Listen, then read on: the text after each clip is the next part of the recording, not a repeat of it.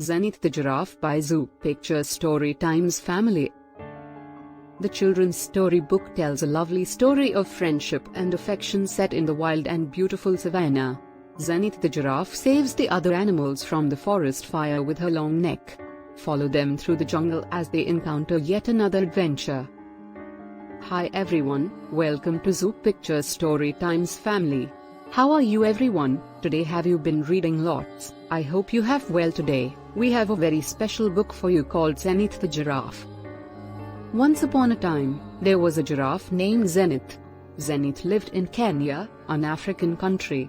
Zenith had a large neck and long legs, as did all giraffes. She could eat food from the very tops of the trees in the savannah because she was so tall. A savannah is an area in Africa with a lot of grass and a few trees. A savannah is also known as grasslands. Other animals, such as zebras and antelopes, could not reach the heights that Zenith could. Zenith, on the other hand, was always able to get food. She was enamored with the tree's new buds and foliage. Zenith was munching her favorite leaves with some other giraffes one day. It was a beautiful sunny day with no clouds in the sky. The grass was particularly dry because it hadn't rained in a long time. Mickey the monkey, her friend, was making a noise at the bottom of her abnormally long legs.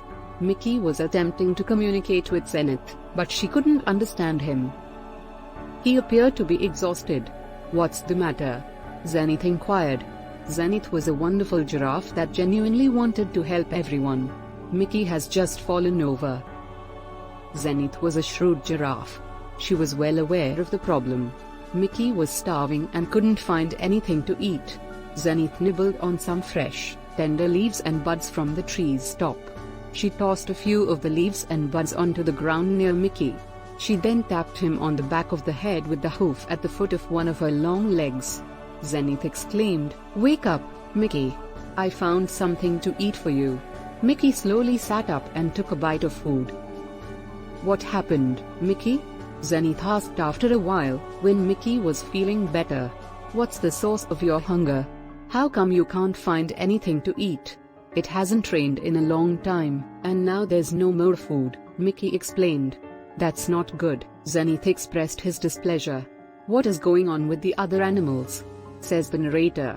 Mickey replied, "What happened, Mickey? The dry grass is causing concern among all the zebras, antelopes, and elephants. Now I told you that was a very special story. You leave us a comment and let us know. Hope you enjoyed the story. Some of them are considering abandoning the savannah and attempting to reach the jungle. That would be a lengthy journey," Zenith remarked. "Are you planning on accompanying them?" "I'm not sure," Mickey replied. "What do you think we should do?" says the narrator. "Let's go talk to Leo the lion," says the group. "He is the savannah's brightest animal." Zenith allowed Mickey to ride on her back because he was too tired to walk. Zenith said, Hold fast to my neck." Mickey remarked, "There's a lot to hold on to." Zenith allowed Mickey to ride on her back because he was too tired to walk. Zenith said, "You're absolutely correct. My neck is the longest in Africa." As a result, they began their search for Leo on the other side of the savannah. Zenith and Mickey were extremely fortunate. As they strolled across the grass, Leo was perched on a rock and was very visible. "Hello, Leo!" they both exclaimed. When they woke him up, Leo had been dozing and was a little grouchy. He was courteous, however, and responded, "Hello Zenith and Mickey. Why did you choose to travel the entire length of the savannah?" Leo pondered for a time. "There's nothing we can do about the rain," he remarked. "We expect it to arrive shortly, but we can't guarantee when. When it rains, all of the plants will regrow, and there will be enough of food for everyone." He paused for a moment longer. He said, "The only thing I can think of is for everyone to migrate closer to the forest.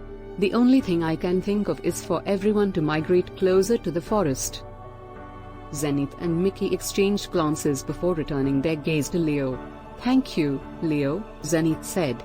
They said their goodbyes and strolled back across the savannah. "Thank you, Leo." To begin the long trek, they needed to get all of the animals together. Zenith didn't have to accompany them because she had plenty of food in her tall trees. She was, nevertheless, a caring friend who wanted to assist in any way she could. Guess what she and Mickey spotted as they walked towards her favorite trees?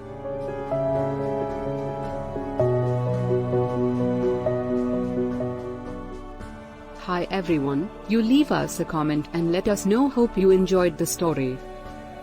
Zenith and Mickey had already gathered all of the animals and were waiting for them. Can you tell me why you're all here? Zenith inquired. One of the zebras stated, Eddie the eagle told us you're leading us to the edge of the jungle. Can you tell me why you're all here?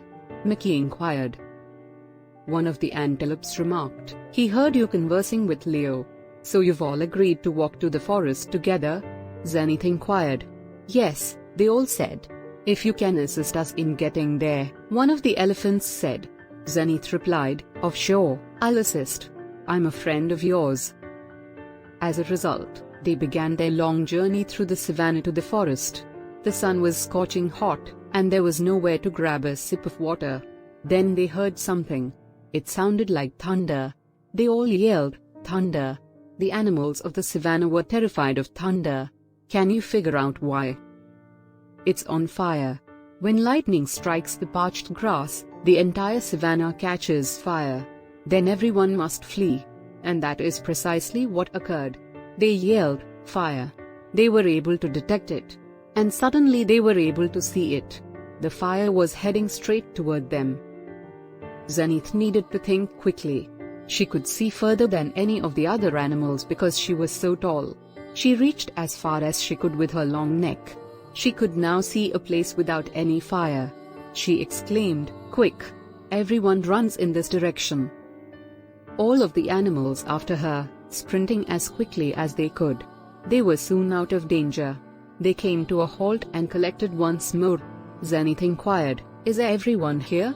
She wanted to make certain that everyone was protected. All of the animals turned to look around. They were all present. Then the most amazing thing happened. A zebra said, I felt a drop. An antelope daddy felt a drop. It was pouring outside. At long last. Everyone was overjoyed. It began to pour a little harder and then a little harder. They didn't have to flee because the rain put out the fire. They didn't have to make the long walk to the jungle's edge because the rain filled their watering holes and made the plants grow anew. Everyone would have adequate food and water in no time. As a result, Zenith, the giraffe, returned to her favorite tree to resume munching on the leaves and buds. Please share our story with your friends and family to support our mission. Thank you for your support.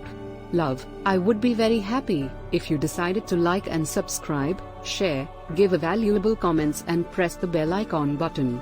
Thank you again. Bye bye all of you.